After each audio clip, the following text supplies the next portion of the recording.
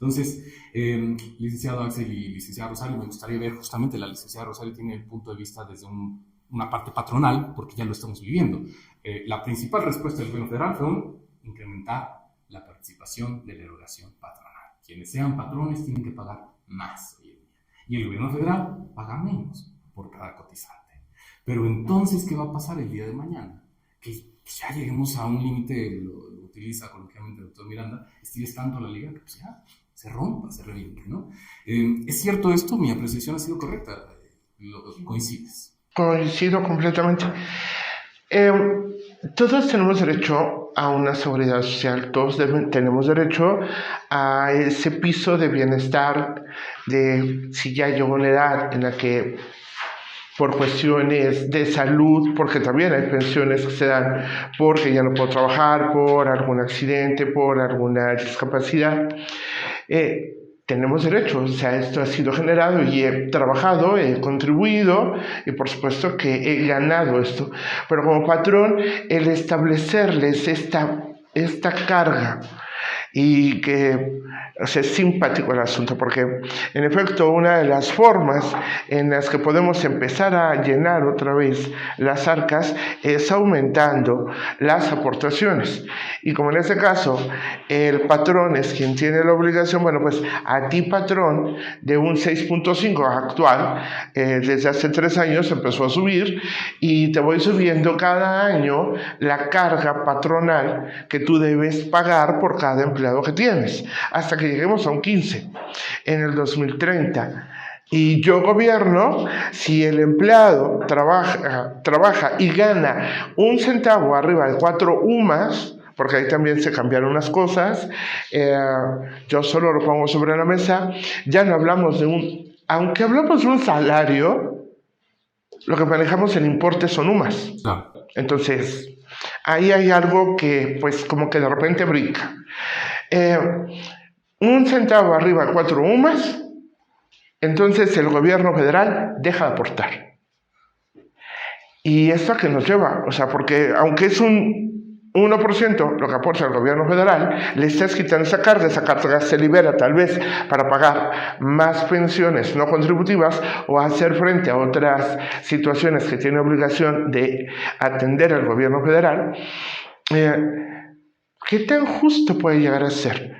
Porque para mi patrón, el hecho de que tú me estés imponiendo cada vez una carga tributaria mayor, me puede llevar a decir, es que ya no contrato, o contrato bajo circunstancias de pago diferentes, que no tenga yo que estar pagando o inscribiéndote en el Seguro Social porque no me dan las cuentas y o mantengo una empresa y te pago bajo estas circunstancias o mejor cierro porque no me da. La vida no me va a dar, los números no me dan para cubrir todas las obligaciones fiscales que tengo, no solamente la del pago de mis empleados.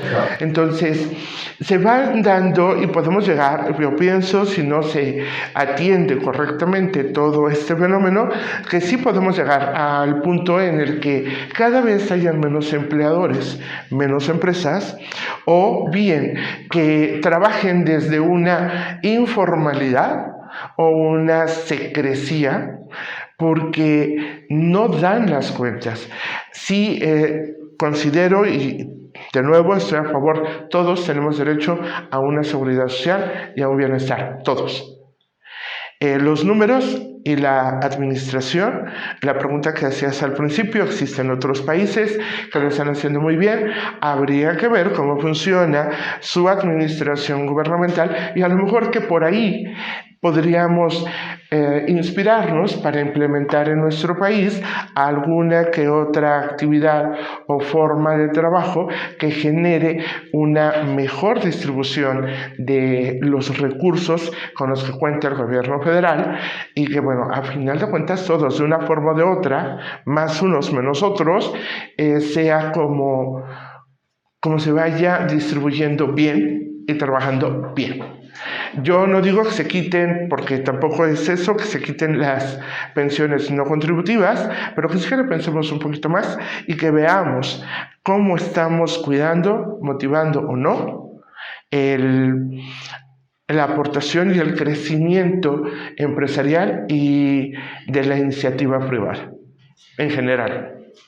La licenciada, gran crítica de las últimas decisiones que ha tomado el gobierno federal para hacerse más recursos. Coincidiría yo en su totalidad prácticamente, pero desde el punto de vista económico, ¿qué adviertes, Axel?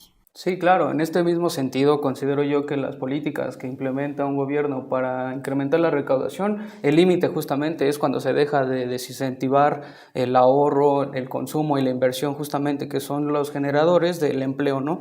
En este sentido y justamente analizando los esfuerzos que hace el gobierno para incrementar la recaudación y poniendo en cifras lo que se hablaba de la informalidad laboral, en el cuarto trimestre del 2024, la población ocupada en México era de 59.5 millones de personas, lo cual el 54.5% es de población ocupada en un empleo informal, que es alrededor de 32 millones, y 27 millones están bajo la formalidad. Es aquí donde justamente vemos esta disparidad y lo que bien mencionaba el doctor, ¿no? Donde justamente es mayor la cantidad de trabajadores que están bajo la informalidad y que sostienen la economía en cuanto a los de empleo formal. Adicional a ello y continuando con este análisis es que si bien se debería de buscar la manera que estas personas que están bajo la informalidad contribuyan a cuotas de seguridad social, específicamente con la intención de otorgar pensiones, justamente siento y considero igual no sería lo mismo o no sería lo suficiente con incrementar la recaudación si justamente no hay una buena administración de estos mismos. Consideremos que el 75% de las pensiones contributivas están a cargo del IMSS, el resto, el 25%, las paga el ISSSTE, el ISFAM, Pemex y CFE, ¿no? Aquí pues son institutos o entes que se autodeterminan, por así decirlo, en cuanto a su ley en cómo otorgan esta pensión. Sin embargo, pues sí, bien puntualmente hay que justamente hacer, digamos, una... ¿cómo se le puede decir? La rendición de cuentas en cuanto al ejercicio de estos presupuestos para que haya cuentas claras, amistades largas, ¿no? En este caso, igual, en este mismo sentido, si contemplamos que para el 2025 se está asignando 2.16 billones de pesos para el pago de pensiones, que representa el 23.5% del gasto público, aproximadamente el 6% del PIB, pues hay que compararlos igual con otros rubros a los cuales también se le destina ingresos al presupuesto público y los cuales pues justamente radican en esta buena administración de los recursos. Para el sector educación se está asignando 979,000 millones de pesos, lo equivalente, al 45% del gasto que se destina a pensiones. Para el sector salud serán 948,000 millones de pesos, lo que apenas representa el 43.9% del gasto en pensiones. Todo esto representa el gasto social, tanto en pensiones, salud y educación, poco más de 3.6 billones, aproximadamente el 10.1% del PIB. Y si consideramos que el 6% del PIB se paga en pensiones, pues más de la mitad del gasto social se destina a este rubro. Adicional a ello, también con las pensiones contributivas y no contributivas, habrá que analizar de qué manera estas están contribuyendo a la justicia social de las que hablábamos, porque justamente, pues hablemos en análisis anteriores que una persona bajo ley 73 que se pensionó en el 2018 está sufriendo una pérdida de poder adquisitivo inalcanzable, ¿no? Porque al día de hoy, a este 2025, su pensión que se le otorgó en el 2018 bajo ley 73 actualizada a la inflación es de 3,716 pesos. Ni siquiera la mitad del salario mínimo en la actualidad, ¿no? Es aquí donde tendríamos que analizar si estas pensiones no contributivas se están destinando a las personas que lo deben justamente para que alcancen el nivel mínimo de subsistencia, o bien habría que reinventar nuevamente desde las reglas de operación de este programa de pensiones para adultos mayores. Yo quisiera agregar que esto es algo muy complejo porque hay pros y contras, hay luces y sombras. Mira, por ejemplo, es mucha la gente que está en la informalidad. Entonces, si somos adultos, tu consecuencia es que no tendrás pensión porque no pagas impuesto. ¿Por qué? Porque el impuesto a la renta no lo estás contribuyendo. Es el 2.5% máximo que se tiene que pagar sobre el ingreso. Hasta eso, ya hoy se paga poquitito. Y si ni eso poquito quieres pagar, entonces, pues posiblemente no tengas pensión porque tú mismo no contribuyes. Por un lado. Por otro lado, hay cantidad de contribuyentes disque pequeños que no lo son. Son gentes que manejan millones de pesos en efectivo, Sí, que está en sus diluido. operaciones. Entonces, ahí hay otra parte que nos está perjudicando. Pensiones no contributivas. Es cierto, todos tenemos derecho a una pensión, pero no puede ser que Armando Galván tenga una pensión del Seguro Social y que después pretenda la pensión de la 65 años. Tengo dos. Si yo tomo esa pensión, le quito la oportunidad a otro que lo necesita. Por ejemplo, el gobierno del estado de Michoacán tiene doble pensión, Seguro Social y la del gobierno. Conozco personas que son del magisterio y tienen hasta 3 pensiones por 3 puestos que desempeñan. Entonces, está tan distorsionado que está muy inequitativo. Ahí, antes Ahí sí. te interrumpo tantito, contador, porque me gustaría, para ejemplos de clarificar, cuando hablamos de pensiones no contributivas, bien lo has mencionado, la más popular, quizá la que primero se nos viene a la cabeza es la de 65 años más, pero no es la única. ¿Qué otras hay? ¿Qué otro tipo de pensiones no contributivas? Por ejemplo, la pensión de... A ver, un discapacitado es evidente que necesita ayuda. Una persona, claro. Está en las condiciones que esté, porque no se puede valer por sí mismo. Por ejemplo, creo que va a salir salió una que se le va a dar a las amas de casa. Es innegable el rol de una ama de casa en un hogar, pero no por eso vas a agregar una pensión, en mi opinión, porque tiene un sostén en la casa que es el marido y provee todas las necesidades. De forma tradicional. Habría que ver, o quizá yo me conformaría con decir, bueno, no tengas 2, ya con que tengas uno es suficiente, seas quien seas, pero no acumules. Hay gente que cobra varias pensiones. Y por último, ¿en qué cabeza cabe que aspiremos a una gran pensión si yo como trabajador aporto solamente el 1.125% de mi salario? Ni en brujería se puede hacer eso. Entonces, ¿quieres una buena pensión? Apórtale. ¿Cuánto aportan los europeos? Entre el 12 y el 18% de su salario. ¿Y tú quieres tener lo mismo con un 1.25%? ¿Le echas la culpa al gobierno? Claro. No. Completamente de acuerdo. Licenciado Rosario, es un gran dilema moral el que está planteando el contador Armando. Yo lo refería en participaciones pasadas, fuera del aire. Muy sonado últimamente una situación de un legislador por ahí que fue a pedir, porque así lo considera su derecho, una pensión de 65 años o más.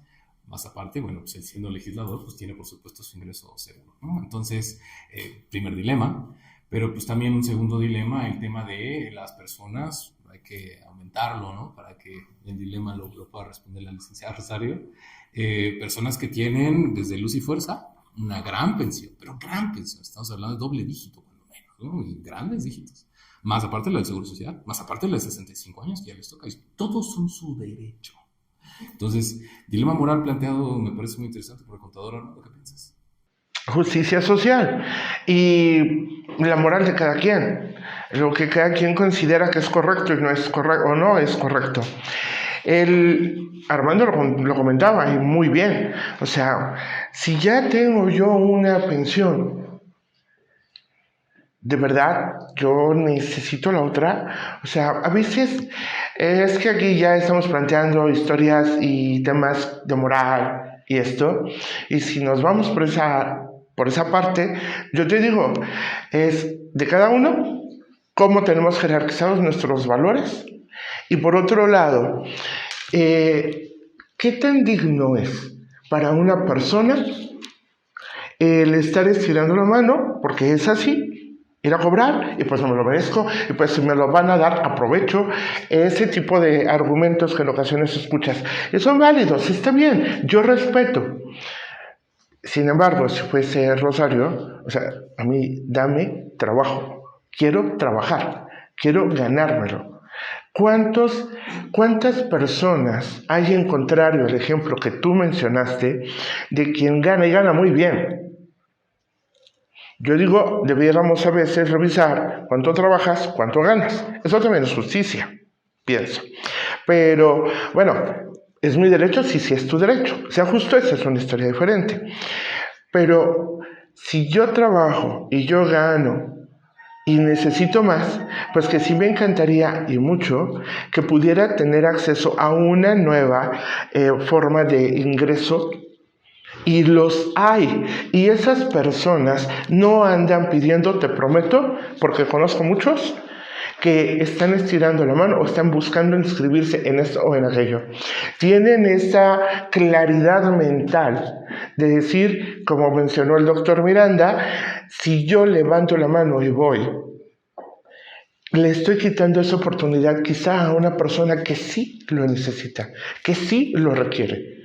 Y que a lo mejor conozco, pero esa persona no quiere ir, porque también, aunque lo requiera, piensa, denme trabajo. Lo que yo quiero es ganármelo dignamente. Ese ingreso, ese recurso, me lo quiero ganar. No que me lo regalen.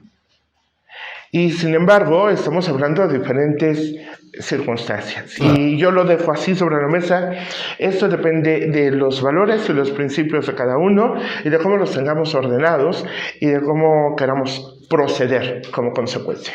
Minorías, sectores en vulnerabilidad, pero al final del día es una situación que se tiene que atacar, se tiene que abordar como gobierno federal y se tienen que crear estas políticas. Se tienen que crear al final del día porque, como ya lo vimos, venimos de un círculo vicioso, quizá histórico, no bien manejado, las decisiones nos han llevado acá.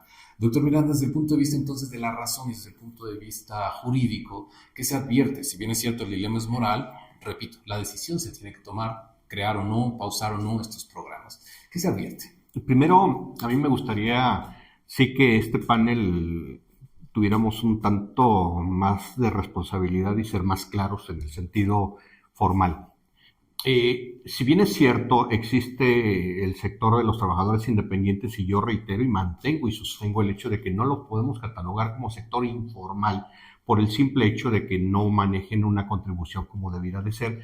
Eso no quiere decir que no aporten al ingreso del Producto Interno Bruto del país. Verbigracia, veamos hacia el exterior todos los trabajadores que salen del país y que se van a trabajar de manera legal o ilegal a los Estados Unidos, mandan remesas que al final no son generados en cuanto a ingreso en México, pero que sí benefician increíblemente para la aportación del gasto público. Gran pilar de la economía. Indudablemente. Y por otro lado, el hecho de que, si bien es cierto, considerando la aportación de la licenciada Rosario, aquellos trabajadores que pueden ser no justos, pero sí es legal, por el simple hecho de que, a ver, espérame tantito, yo ya estoy día cobrando tal vez 2, 3 o 4 pensiones, sin embargo, si nosotros hacemos un análisis histórico, vemos que son personas que en su momento trabajaron en 2, 3 o 4 empleos a la vez, que les permitieron ir generando esos derechos. Verbigracia, tenemos el caso de los maestros y tocaste acertadamente el caso de los trabajadores de la extinta Compañía de Luz.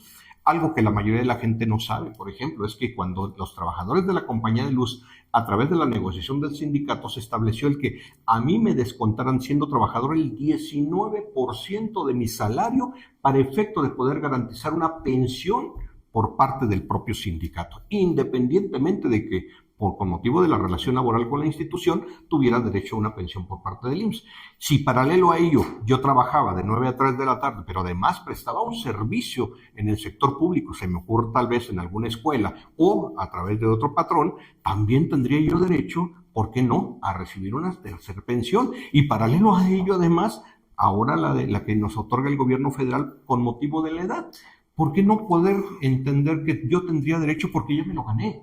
Porque sí trabajé, porque sí aporté directa o indirectamente siendo trabajador formal o siendo trabajador independiente. Yo aporté con mi trabajo para beneficio y desarrollo económico de este país, ya sea directo o indirecto, ya sea en el país o fuera del mismo país. Al final, la economía se ha sostenido y se sigue sosteniendo gracias a la aportación del trabajo, no de la recaudación fiscal. Entendamos ese fenómeno curioso, porque si nosotros solamente nos enfocamos en cuanto a la recaudación fiscal, pues ¿qué pasa entonces con todos esos trabajadores que se van fuera de México y que mandan remesas? Entonces, ¿cuánto les tendríamos que cobrar de impuestos por el simple hecho de trabajar fuera de, y que tendrían que tener la obligación en términos del 31 constitucional, en su fracción cuarta, de tener que aportar también para la recaudación del país? Lo están haciendo de manera indirecta y curiosamente muchísimo más que muchas personas que están en el sector formal o mal llamado informal. Entonces, el fenómeno que tenemos que analizar desde el punto de vista tal vez económico y presupuestario no es nada más de manera aislada. Tenemos que considerar muchos factores,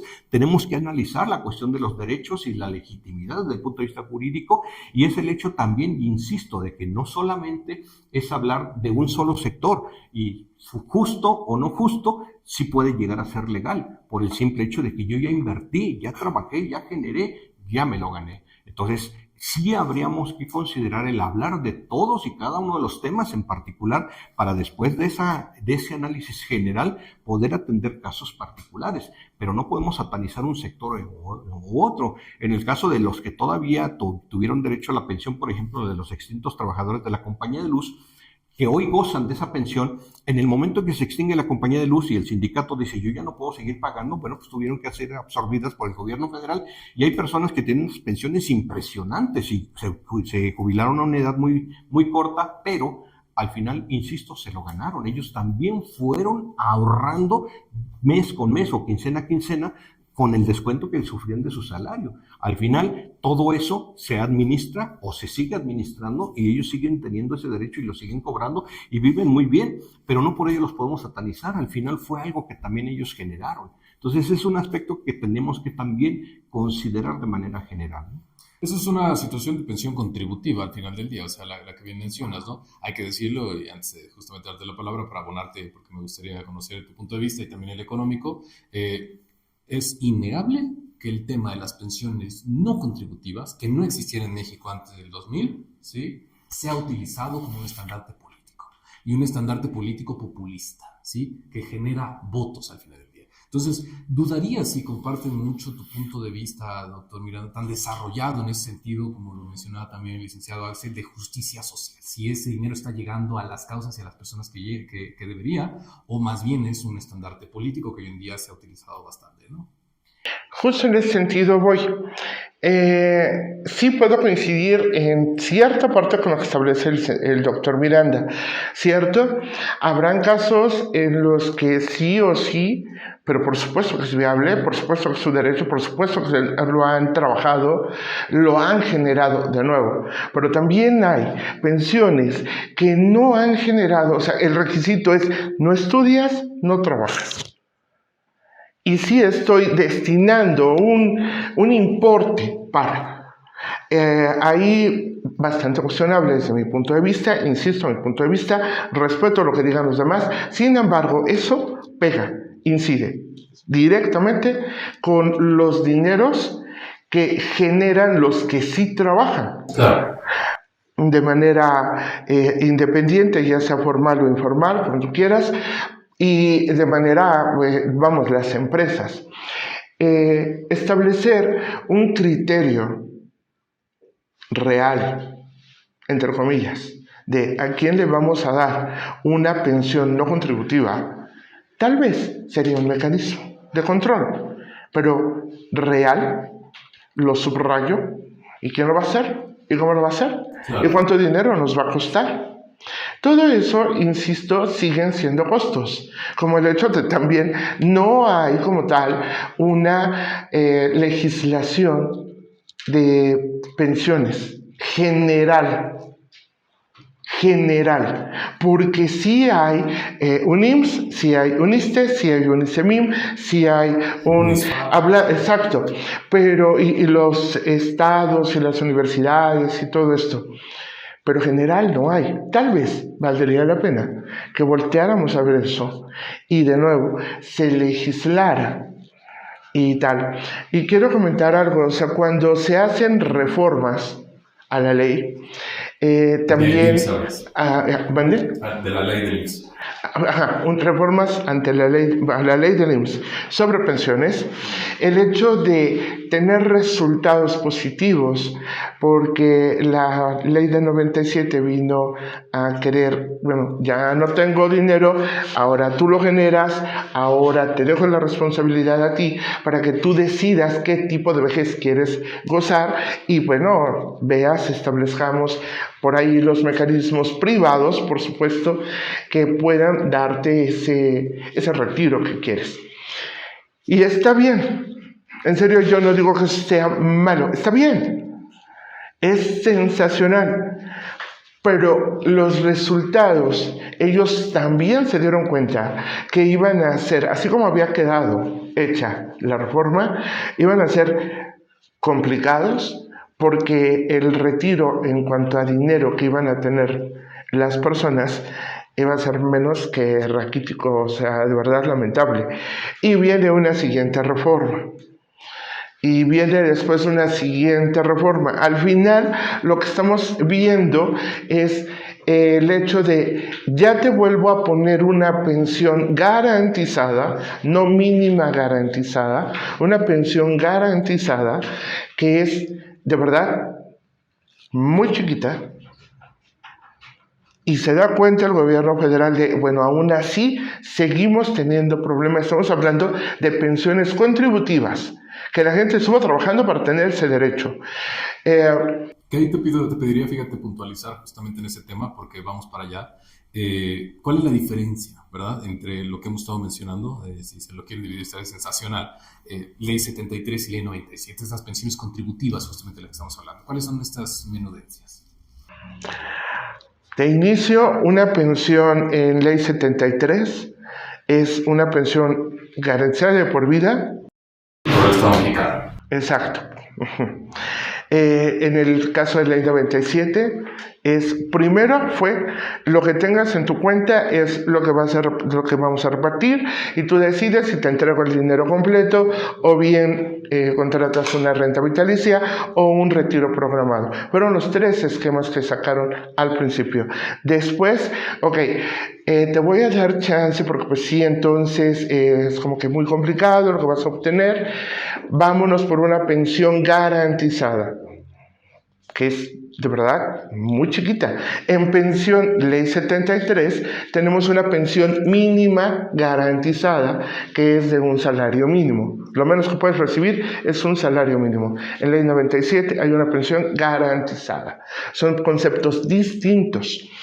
Y luego, en Ley 97, ahora tenemos la opción de poder tener, aparte de esa pensión garantizada, con la reforma del 2024 en mayo, de este fondo de pensiones para el bienestar, en el que quitamos de aquí, retiramos los recursos de las personas de 65 y más, que no estén vigentes en el Seguro Social, y esto se va directo al fondo de pensiones para beneficiar a quién, a Ley 97. Sí.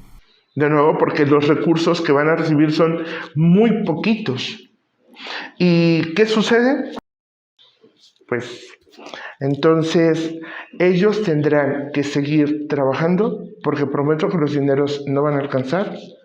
Y aun cuando el fondo de pensiones dice, te voy a completar el 100% del último salario que tenías al momento de pensionarte, bajo una base que resulte en ese año que te pensiones del promedio total de todos los cotizantes al IMSS.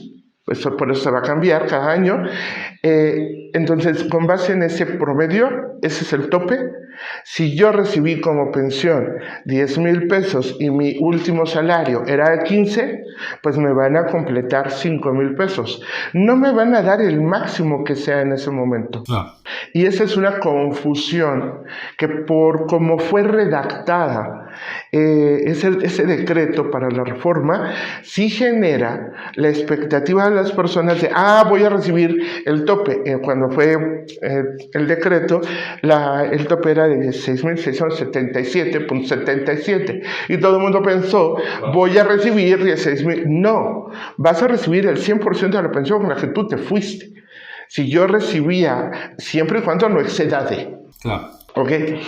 Ese es para mí. Armando, no sé tú qué piensas. Sí, finalmente se benefician a los de Ley 97, porque si la mínima para los de 73 es 9,400, los de Ley 97 es de 17,000 y fracción. Y que va a estar aumentando de acuerdo a la inflación o de acuerdo al ajuste que tú mencionas por el promedio.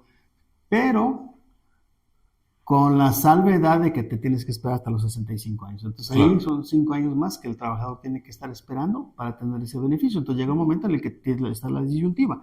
¿Me espero 5 años para recibir eso o me voy ahorita con los 4 o 5 mil pesos que me voy a dar? Y ahí quería llegar justamente a los requisitos, con todos los requisitos entre uno y otro me parece contrastante. De entre el 73 y el 97, pues sí, bueno, en la en la tramitología es muy similar, pero más bien bueno, los de ley 73, obviamente nadie en su sano juicio va a elegir ley 97, pues es de régimen de transición. La llevan ganada. Sí, porque Aunque el Estado va a cotice, garantizar. el gobierno lo va a garantizar, exacto, y con un poquito que tú agregues de moler cuenta puede llegar a 14, 15 mil pesos, 20 mil pesos, por ejemplo, ¿no? Pero ya los de ley 97, bueno, pues lo único que tienen que hacer es tener las 1,000 semanas, esperar a los 65, bueno, no esperar a los 65, llegar cotizando a los 65 para que tengas el salario más alto que en su momento prevalezca. Si una persona cotiza en un año 30 mil pesos, pero estamos ahorita en fecha actual, son 17 mil, pues nada más le van a dar 17 mil, no le van a dar la diferencia. Pero si tiene 12, pues no le van a dar tampoco 17, le van a dar 12. Claro. Entonces, nada más que son 5 años, es el punto ahí donde la gente más lo lamenta mucho porque son 5 años, es mucho tiempo de espera. Doctor Bruno, ¿qué se advierte como los riesgos? Y me gustaría también el punto de vista económico de este modelo actual. Estas son ya las dos vertientes grandes, ya lo vimos. Nos enfocamos en el IMSS porque al final del día, bien lo comentaba el licenciado Axel, es quien más le toca pagar, y ahora con las pensiones contributivas también, al pobre instituto. Pero entonces, ¿qué se advierte del modelo actual? La verdad es que coincido fielmente con la aportación del contador Armando, en el sentido de que ningún estado se ha declarado, en que hemos visto a lo largo de la historia crisis económicas muy severas en México, en el caso del periodo del presidente López Portillo, peor en el caso del presidente Miguel de la Madrid, y posterior en la transición que se generó con el presidente Ernesto Zedillo. La verdad es que sí ha sido muy difícil, caótico financieramente y presupuestariamente hablando para nuestro país. Sin embargo, también hemos sabido cómo salir adelante, hemos sabido enfrentar, y prueba de ello es que hasta la fecha seguimos no solo subsistiendo, sino además generando, incrementando el gasto público para beneficio social. De tal manera que lo que se advierte es que vamos a tener que seguir trabajando, la mayoría de los mexicanos, con la intención de entender que solamente a través del trabajo, ya sea también generando una mayor política de fiscalización, una mayor política de aportación, generando tal vez más ingresos, ya sea del exterior hacia el interior, con la venta de productos o inclusive las remesas, que muy lamentablemente tenemos que reconocer que nos ayudan muchísimo, y que por otro lado también la generación de la venta de todos nuestros productos, como en el caso del petróleo, que acertadamente señala el contador, tal vez el gas. Todo ello tenemos que generar mayores mecanismos de recaudación que nos permitan solventar ese gasto. Y también, por qué no decirlo así, lamentablemente vamos a tener que recurrir tarde o temprano nuevamente a la deuda, y esto no va a haber más que vaya encaminado todo a enfrentar precisamente esa problemática, y que al final vamos a tener que atender, y de una manera o de otra vamos a ir solucionando, porque así somos los mexicanos. La verdad es que la situación tan caótica que se nos presente siempre la vamos a enfrentar y siempre vamos a poder salir avante. Con dificultad sí, con afectaciones sí, pero al final sí vamos a poder hacerlo. Licenciado Axel, ¿qué opinas al respecto del modelo actual? Entonces, ¿esperan más reformas? ¿Es sostenible este modelo? ¿Nos garantiza un retiro digno? Sí, bueno, este sistema actualmente de pensiones tiene varios riesgos, como bien se había mencionado. Esto deriva a partir de entender que si bien hay un grupo de personas de la fuerza laboral que están próximos a alcanzar la edad de los 60 y más, o 65, para justamente ser acreedores a una pensión, pues ya los verdaderos riesgos vienen a partir de los ingresos públicos, como ya lo hemos advertido, así como de la asignación de estos recursos, porque justamente, ¿no?, uno de los riesgos y de lo que se debería de tratar de evitar, y de lo que creo estamos en un acuerdo, es la duplicidad de pensiones. Debe de ir dirigida justamente a las personas que lo necesitan. Aquí es donde pues se haría un llamado justamente a analizar en administración pública, serían las reglas de operación de este programa social, así como volver a verificar la población objetivo, ¿no?, a quién va dirigida estas pensiones.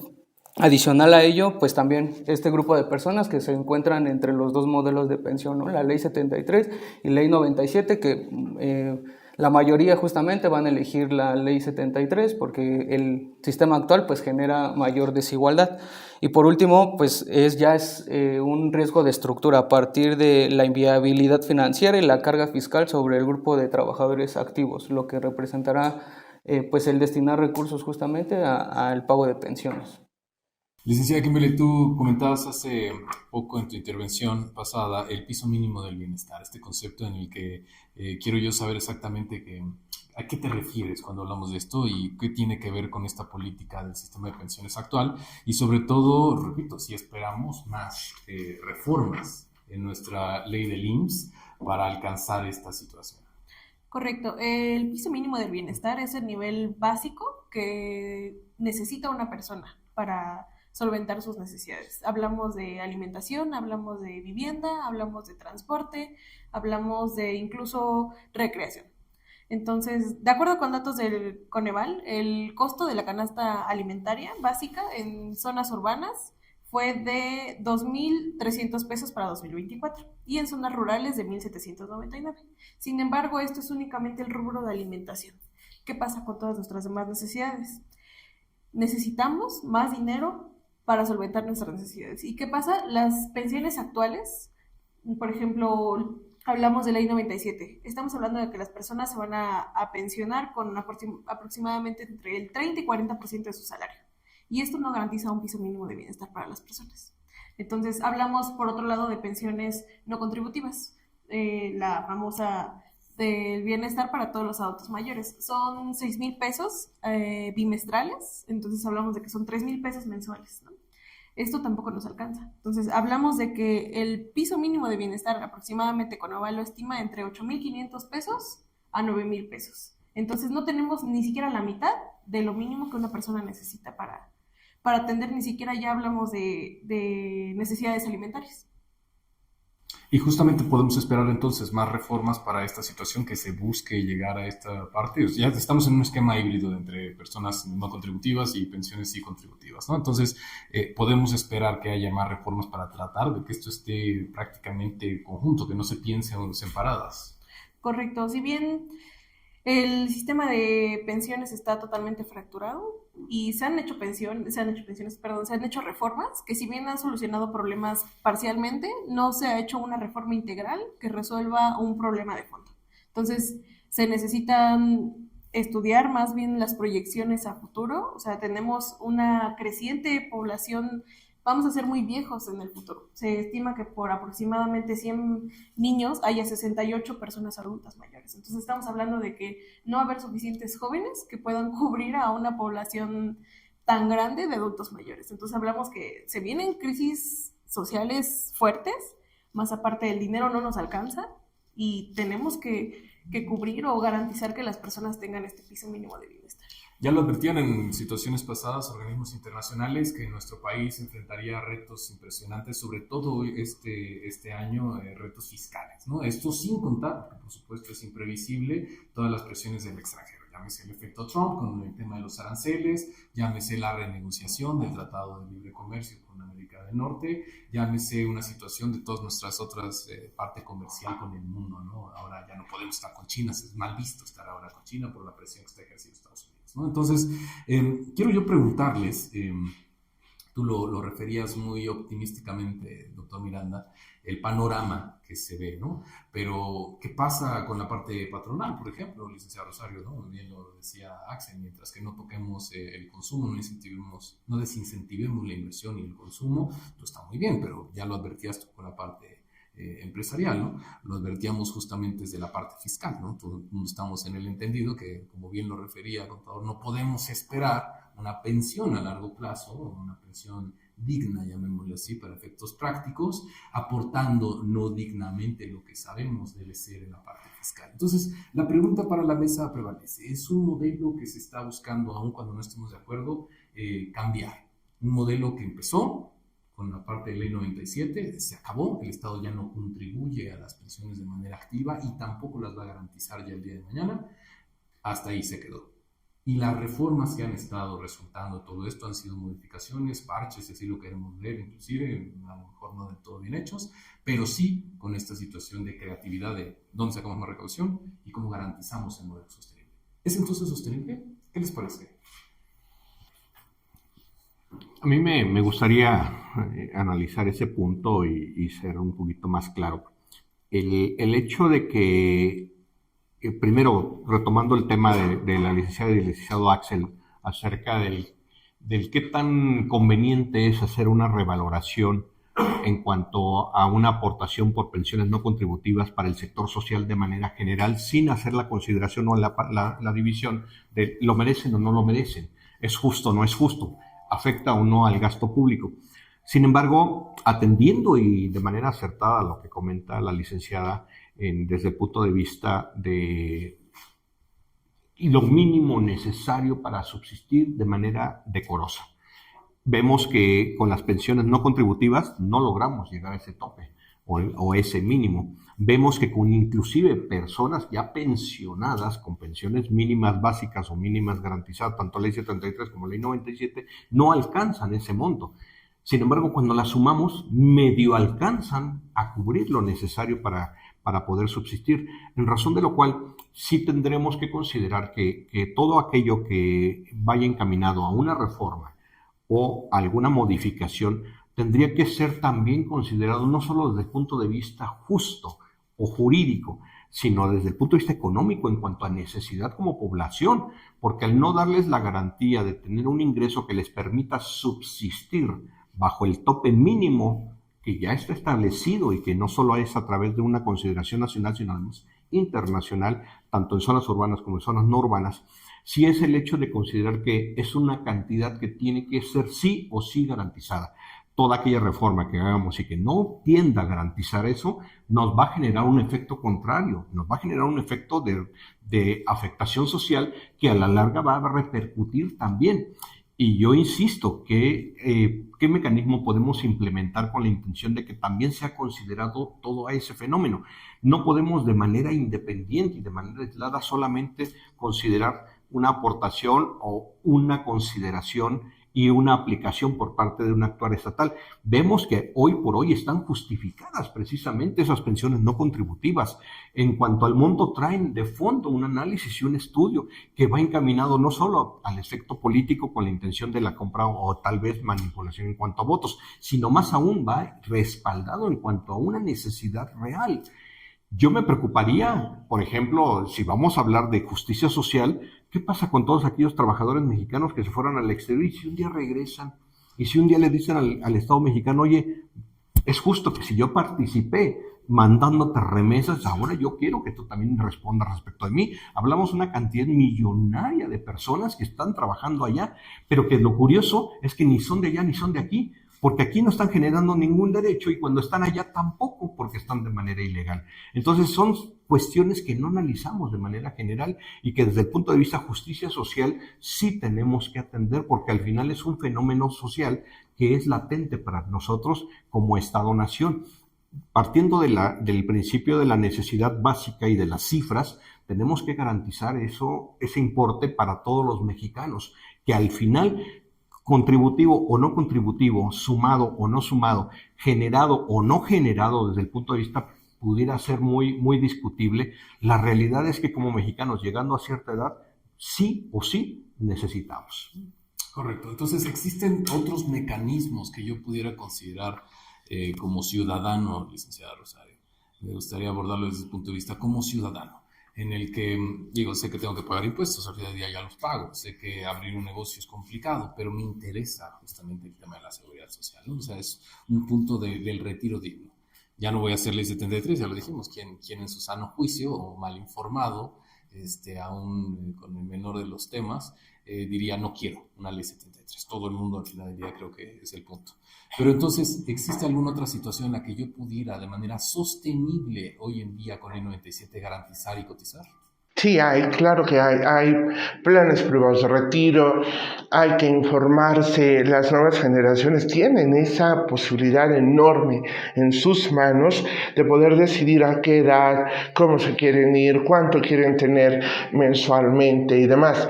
Son proyecciones financieras, es acercarse a ese mundo para saber ellos cuánto es lo que deben destinar mensualmente que les permita, mediante esa proyección, saber que van a recibir y garantizado, hay que leer contratos y todo este tipo de cosas, que les garantice ese retiro.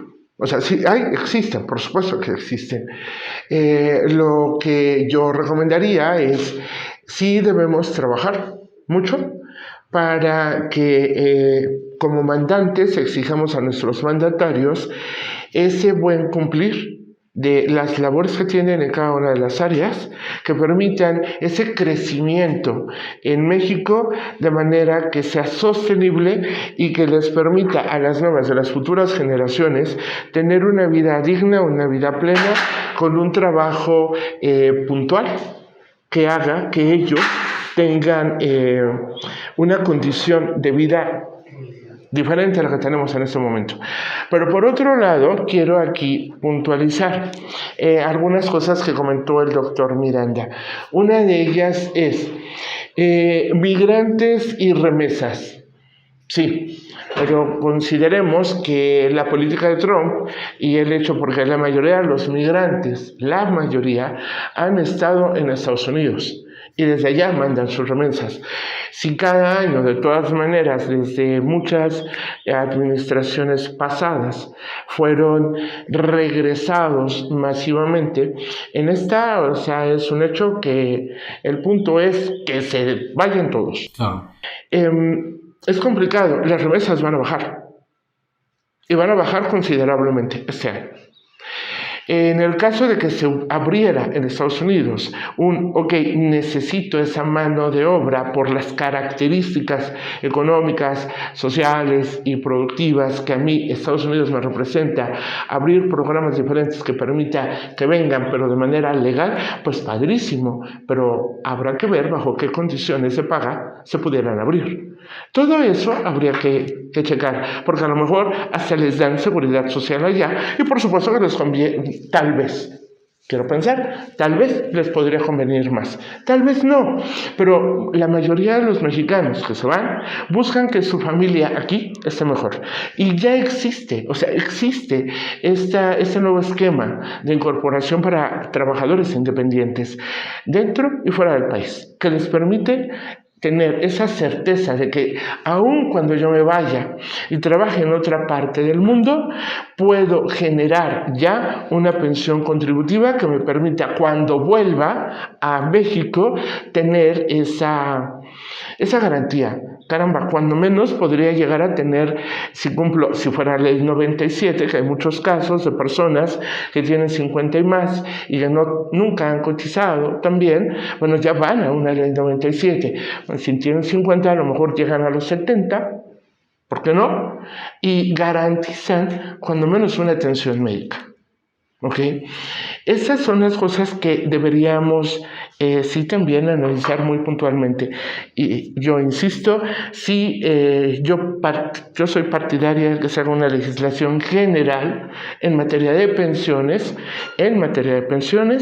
que aplique a todos y tomemos en cuenta que también el sector privado, en el caso, por ejemplo, de una compañía de luz, estaríamos, y de otros, porque todavía hay las menos, pero existen todavía empresas que que jubilan, en este caso, jubilan ellos a sus empleados.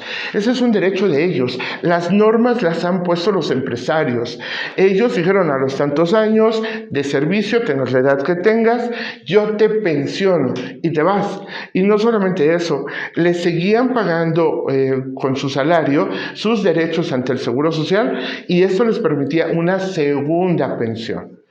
Eso yo votaría porque regresara, pero para que eso regrese se necesitan condiciones económicas en el país que permitan a los empresarios no sentir el pie en el cuello de un gobierno que les esté exigiendo cada vez más y más aportaciones. No digo que sea injusto o que sea a favor de solamente los empresarios. Insisto, lo justo. Y si analizamos, cada vez menos empresarios, menos personas se animan a ser emprendedores de manera formal. Estamos generando les comentaba, ese emprendo, pero en lo oscurito, emprendo, pero de manera por debajo de la mesa, por debajo del tapete, todo en efectivo, y tal vez habría sí que analizar desde mi punto de vista cómo estamos haciendo las cosas en materia gubernamental, porque ellos como mandatarios de nosotros se deben a nosotros, y sí considero que sería bueno que le dieran una buena revisada para que no, el día de mañana pudiera generarse una revuelta social, porque pensiones contributivas y no contributivas pudieran no ser pagadas, ¿no? Ese tipo de cosas. Sí, me parece muy interesante el tema, justamente como lo abordas desde el punto de vista de los PPR, los planes privados para retiro, que me parece que es un instrumento bastante viable hoy en día, sobre todo en esta situación en la que busco que haya un complemento de mi salario que pueda garantizar un buen retiro, ¿no? El famoso retiro digno, pero creo que entonces todos en la mesa, y si no es así, por favor, con toda confianza pueden ustedes contradecirme, pero creo que todos en la mesa podemos coincidir que al final del día, hoy en día, para ser muy preciso, hoy en día, nosotros como ciudadanos tenemos que tomar nuestro retiro en nuestras manos. No podemos dejarle ya nuestro retiro al Estado mexicano, no podemos dejarle tampoco a ningún organismo internacional, aun cuando no nos vayan a dejar desamparados. O sea, es una situación de responsabilidad plena y absolutamente personal. También otra de las situaciones que me gustaría abordar, y me gustaría mucho el comentario, contador, porque al final del día es un tema tuyo del día a día, es el que nosotros nos sentimos de repente muy ajenos, ¿no? Bien lo decía la licenciada, hay que echarle una revisada a nuestros mandatarios, hay que echarle una revisada por quién estamos votando, nuestras políticas que se están adoptando desde la parte social, financiera, monetaria, porque lo vemos en las noticias, pero como muy lejano, ¿no? Como si fuéramos de otro planeta, ¿no? Pues sabrá Dios, los aranceles de Trump, yo no importo ni exporto nada, no me pega a mí, ¿no? Qué bueno que se esté subiendo el salario mínimo, pero pues a mí no me subieron nada en el trabajo, ¿no? Entonces, digo, como que parecieran fenómenos muy alejados, ¿no? Entonces, ¿cuáles serían las recomendaciones puntuales, ¿no? Ya lo decía la licenciada a nivel macro, pero a nivel micro, ¿cuáles serían las recomendaciones puntuales que tú puedes advertir en estas condiciones que estamos viviendo para una persona que quiere un retiro digno? Bueno, sigo riesgo con lo de China y Estados Unidos, porque ante esa presión mundial entre el comercio, ya que se hizo ya muy complejo, que igual se soluciona mañana, pero igual ya se perdió dinero. Claro. Igual ya estamos en severos problemas. Entonces, si de por sí la captación del ingreso del gobierno es baja, con una recesión se va a reducir mucho. Y al haber una recesión, entonces tal vez los conceptos del gasto público se tengan que recortar. No creo que se recorte el gasto social por la filosofía de los gobernantes actuales, pero a lo mejor sí echan mano de préstamos que no han querido hacer, o ahorcar más en la parte fiscal. Ya hay un convenio entre el SAT y el Seguro Social, donde están apretando a las personas físicas, principalmente personas físicas. De por sí ya están asoleados a las personas morales. Sí. Entonces ahora son las personas físicas el objetivo, porque son muchísimos, y puede ser ahí una oportunidad para generar recursos adicionales para el gobierno federal. La licenciada lo advertía muy puntualmente, este esquema, ella lo ponía con muchísimo optimismo, el punto de para trabajadores independientes, este famoso esquema muy controversial.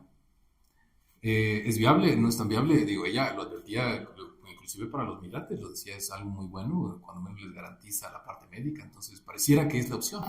Sí, bueno, pues a ver, pareciera que es la opción, pero en mi opinión no lo es, porque de acuerdo al reglamento del Seguro Social, la afiliación, pues hay enfermedades que nunca se te van a atender por ese régimen.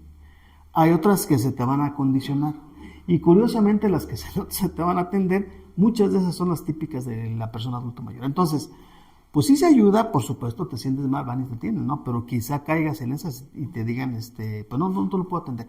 hay la posibilidad que se te atiendan, pero la gente poco lo sabe. Si sales de una relación laboral subordinada, luego contrátalo para que no pierdas en esas famosas 8 semanas, no pierdas el derecho de ser recibido sin condición alguna.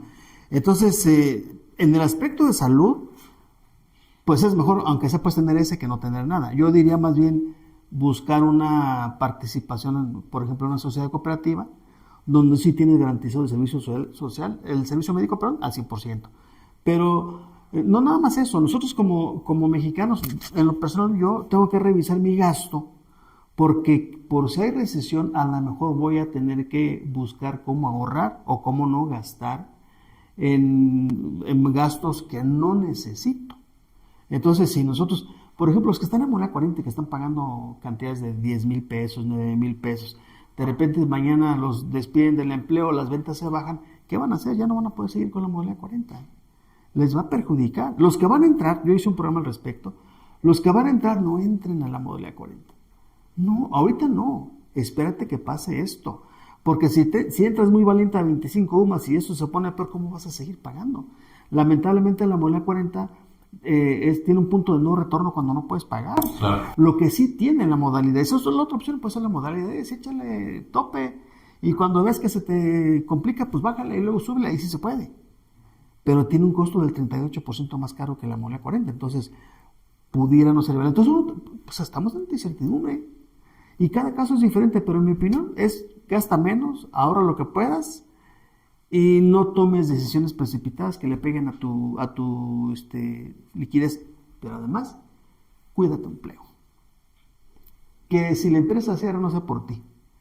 Que seas eficiente, que seas productivo, que cumplas, porque debes cuidar tu fuente de empleo ahorita.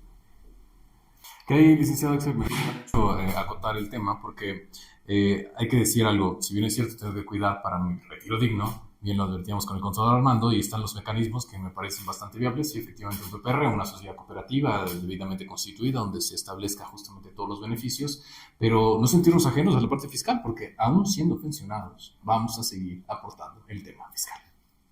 Correcto. Sí, una vez una persona pensionada también tiene que contribuir al presupuesto público y por ende realizar sus obligaciones fiscales. Particularmente un pensionado, las obligaciones fiscales emanan a partir de rendir tu declaración anual, por ejemplo, donde el Servicio de Administración Tributaria nos indica que para rendir la declaración anual se tiene que presentar a partir de si tu ingreso por la pensión acumulas más de 400,000 pesos anuales. Sin embargo, también, digamos, hay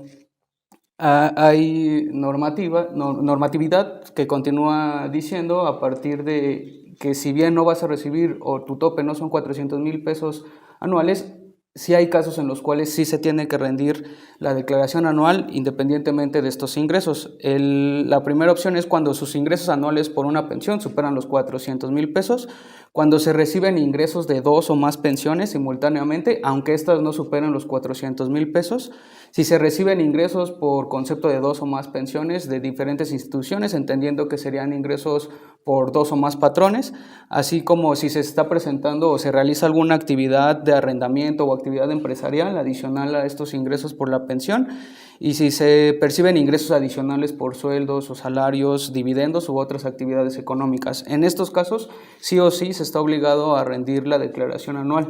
Adicional a ello, otra obligación que tienen los pensionados es el pago del impuesto sobre la renta, el pago del ISR, donde nos indica que cualquier forma de retiro proveniente de las cuentas de retiro, cesantía en edad avanzada y vejez, de las cuales estipula la ley del Seguro Social, pagarán el impuesto sobre la renta por un monto excedente a las 15 veces el valor de la unidad de medida y actualización, que para este 2025 la UMA se encuentra en 113.14 pesos, es decir, que una persona está obligada al pago del ISR si recibe el monto de su pensión por un monto mayor a 51,591.9 pesos. Sin embargo, esta es la parte exenta, es decir, el ISR se estaría pagando a partir de tener la diferencia o de estar percibiendo ingresos por pensiones mayores a este monto. Es decir, si por ejemplo una persona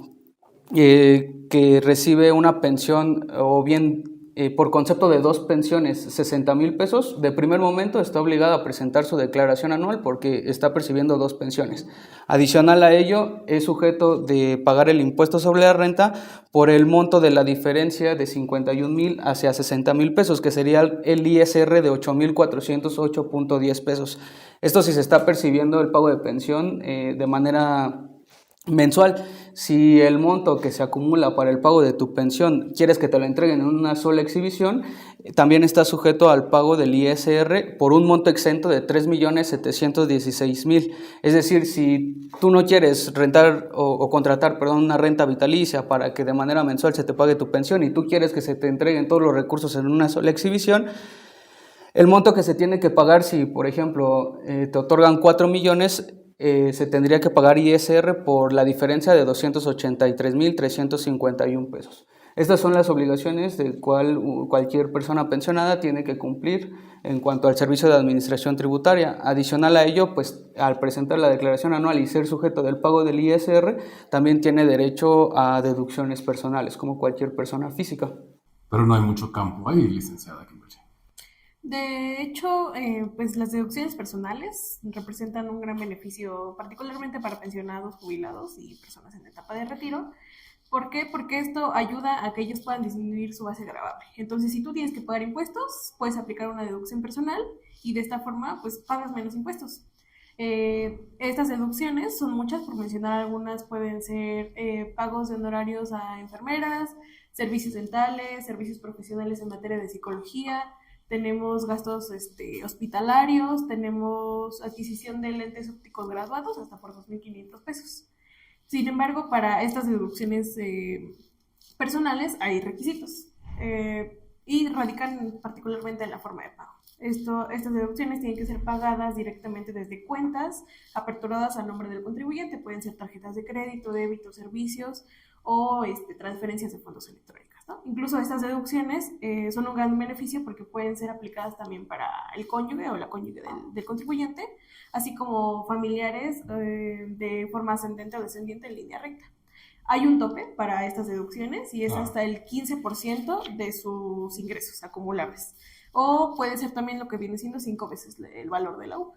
Entonces, básicamente, si aplicas una deducción, ¿cómo la puedes aplicar? A través de un visor de deducciones personales que lo pueden encontrar en la página del SAT. Es muy amigable el sistema y ahí te indica requisitos, montos y el procedimiento para aplicarlo, ¿no? Entonces, mediante tu declaración anual, si esto lo haces y supera los ingresos acumulados, pues puedes obtener un saldo a favor. Sin embargo, para que no se espanten los que nos ven, la mayor parte de las pensiones están inscritas porque no llegamos a la parte de las 15 UMAS, solamente para los más exentas tanto de la declaración en la gran mayoría de ellas. La declaración pudiera ser que llegues a 400,000, la puedes presentar la declaración. Correcto. Tener 2 o más pensiones, ¿no? También. O 2 o más pensiones. Pero lo más importante, sí, pero lo más importante, tú no pagas impuesto a la renta en la mayoría de las pensiones, afortunadamente. Correcto.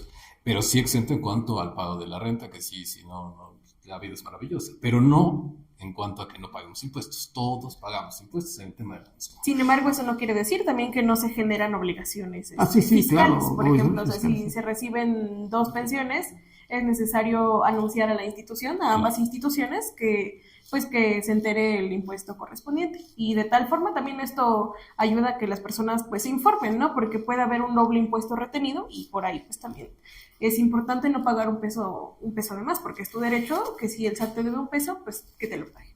Estoy muy de acuerdo contigo y fíjate que ya para empezar a concluir, doctor Miranda, creo yo que el sistema de pensiones entonces podemos decir que está muy lejos de quebrar en nuestro país.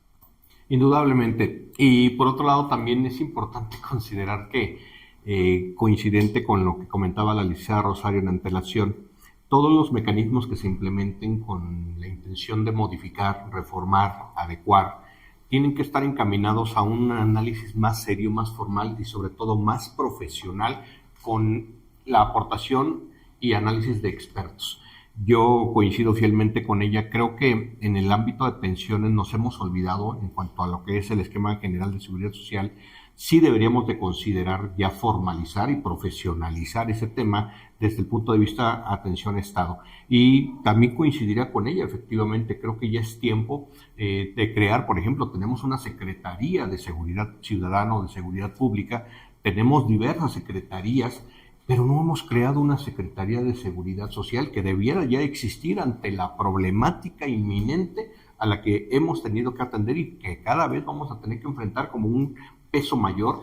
Tenemos que crear ya expertos que estén dependientes del Estado, analizando tanto comportamientos como procesos económicos, tanto internos como externos, fenómenos sociales que se están dando, análisis de previsión a futuro, por lo cual sí necesitamos ya, hoy por hoy, necesariamente la aportación por parte del Estado para la creación necesaria de esa dependencia que tienda precisamente a ir analizando y anticipándose a toda la problemática que pudiera llegar a generar.